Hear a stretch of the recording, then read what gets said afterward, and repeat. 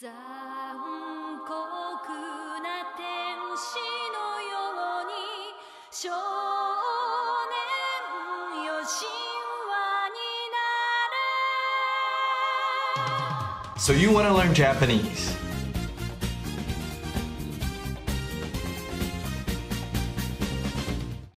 And you've probably heard that the very first step that you need to take to learn Japanese is to learn Hiragana and Katakana, the first two of three Japanese writing systems. And yeah, you heard it right. Yokoso. Hi, Rahi desu. Yoroshiku onegaishimasu. Hiragana and Katakana, which in this video I will be referring to both together simply as kana, are the two Japanese syllable alphabets, or syllabaries, meaning that every single kana is one syllable. Both Hiragana and Katakana come from an old Japanese writing system called Mnemonics, which was a way of writing Japanese entirely in Chinese characters, with the characters representing the phonetic sound of Japanese syllables. So you know how each kana is fairly simple, right? Imagine instead of this Hiragana using this character, or instead of this Katakana using this character. As you can guess, this writing system was pretty chaotic, since for example the syllable ka could be represented by any of these characters. So that's how kana was brought upon this world, making it way easier for us Japanese learners and Japanese people. I mean, at least from the start, because later on you will still need to learn a lot of characters, even though they're used in a slightly different way today. Now both kanas have 47 syllables each. You could basically look at it as if there were always two ways of writing the same syllable, because as Hiragana starts with a, I, u, e, o, ka, ki, ku, ke, ko, so does Katakana, a, I, u, e, o, ka, ki, ku, ke, ko. So what's the point of having 47 syllables for each of these kanas when both systems sound exactly the same? Well, that's because each of them has a different usage. Hiragana is used when you're writing actual Japanese words, later combined with characters. So for example, the Japanese verb to eat, taberu, is written in Hiragana. But when you're writing loanwords, or words that came to Japanese from other languages, you write them in Katakana, like for example, computer. The same goes for transcribing foreign names to Japanese. So for example, my nickname, Rafi, would be written in Katakana. There are some exceptions, like for example, some expressions of feelings and sounds, or for example, plant species, which nobody knows how to write all the characters, but these are the two main uses of katakana that you need to know. Now, how do you learn this? How do you learn 47 times 2? That's 94 syllables. Okay, I graduated from high school, okay? I haven't done math in months, okay? How do you just learn 94 syllables just like that? Especially if Japanese is the first foreign language that you're actually interested in learning. I'll mention a couple study methods because everybody learns in a different way. So you can pick the one that seems like it would make the most sense to you personally.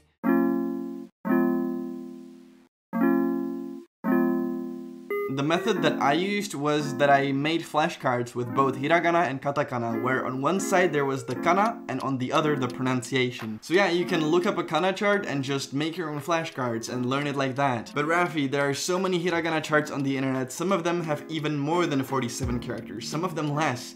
How do I know which to choose? Don't worry, for that I have made my own chart with both hiragana and katakana as well as the pronunciation. So you can just go to the description and download it there for free. You know, just like that. With the flashcards method, I was able to learn kana within a week, I think, maybe 2 weeks at max. And that's, I wasn't even studying very often. I would always just put all the flashcards on my table simultaneously and make a memory game out of it. Every time I'd get one correct, I'd put it on the side, and every time I didn't know one, I'd flip it to remind myself of what the pronunciation is, and then leave it on the table until the next try to see if I remember it.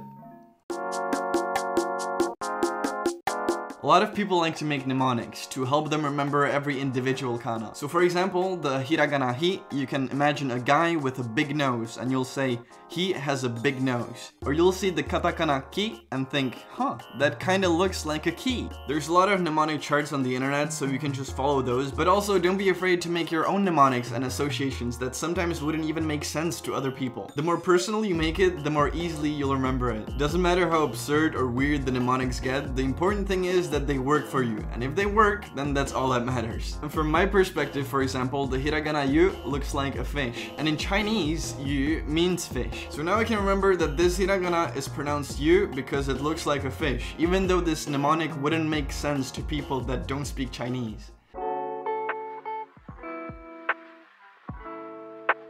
I do want to emphasize that these methods will only practice your visual memory, so you'll be able to read kana. Therefore, if you want to get better at writing it too, combine these methods with also just getting a notebook and practice writing individual kana, practice writing words, and gradually you'll become faster and faster at writing and won't have to stop to think about every single syllable. What I wouldn't really recommend though is relying on romaji. Romaji is basically the transcription of kana into the Roman alphabet, which you can of course use at the start as a reference or a helping hand, but you shouldn't really rely on the actual sound or take it as the exact pronunciation. This is especially important for people whose mother tongue's phonetics are not similar to Japanese. So for example, English speakers, because relying on romaji, to give you an example, having taberu written above this word can result in you ending up saying taberu instead of clearly pronouncing it taberu, taberu. To demonstrate it even more blatantly, imakara ramen no tabemasu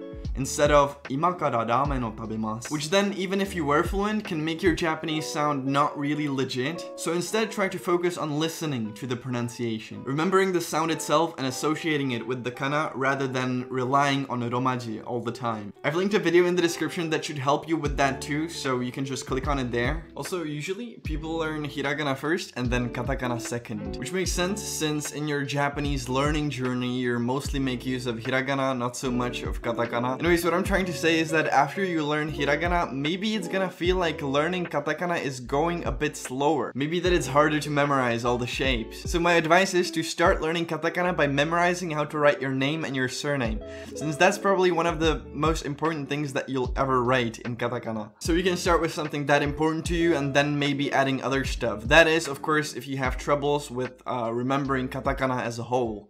Now some special Rafi tips for the end of this video. The hu sound in Japanese isn't necessarily fu as we know it in English, for example. It's not really about pronouncing the letter F like in, for example, kung fu. It's more light, almost like letting the air do the F sound, so more like hu, hu. And that's why hu is in the ha, hi, hu, he, ho series, because it's more of an half F, half H sound. The syllable so in hiragana, sometimes it's written this way, sometimes it's written this way. Some people just prefer it like that. It absolutely doesn't change the pronunciation, it's completely the same. You can pick whichever one you like more, it doesn't really matter. The differences between n and so in katakana are really subtle. Also, tsu and shi is sometimes confused. Here you can see the stroke order. This is why stroke order is important. Maybe it will help you recognize those characters. Dakuten and maru are Japanese diacritic marks that can change these syllables, like so. Yeah, it's just diacritic marks. I don't really know what else to say about it. Adding a little tsu after a kana means that you should kind of take a beat before saying the following syllable. It kind of feels like a little jump in the word. For example, the word asatte, which means the day after tomorrow, which without the little tsu would sound like asate, asate. So do you hear the difference? Asatte, asate, asatte, asate. In hiragana, if you want to make one syllable longer, like for example in the word kurushii, which means painful, here the syllable shi is prolonged by the following syllable i. So it's not kurushi, but kurushii. Or in the word arigato, you prolong the to with an u. So it's not arigato, but arigato. Now sometimes I know that Japanese people don't write the u because of internet slang, but trust me that the correct way is with the u. But what I wanted to say is that in katakana you prolong the syllable in a different way. You use something called chompu, which is a straight vertical line. So for example, the word ramen, to indicate the long da sound, you don't write it like this, but like this, ramen. You just use the vertical line instead of the a. And yeah, I think that's about it for today's video. I tried to include as many things that I know would help me when I started learning Japanese, so hopefully some of them were helpful to you too, even if you already know hiragana and katakana. Be sure to leave a like on this video and let me know in the comments what's your biggest problem or issue when you were learning hiragana and katakana. I'll try to answer some of your guys' comments if I find something that I didn't explain in this video. You can follow me on Twitter, Instagram, and Twitch.tv, and yeah, I guess I'll see you in my next week's video, or in one of my Twitch streams maybe. So yeah, bye guys, mata raishu, mata raishu.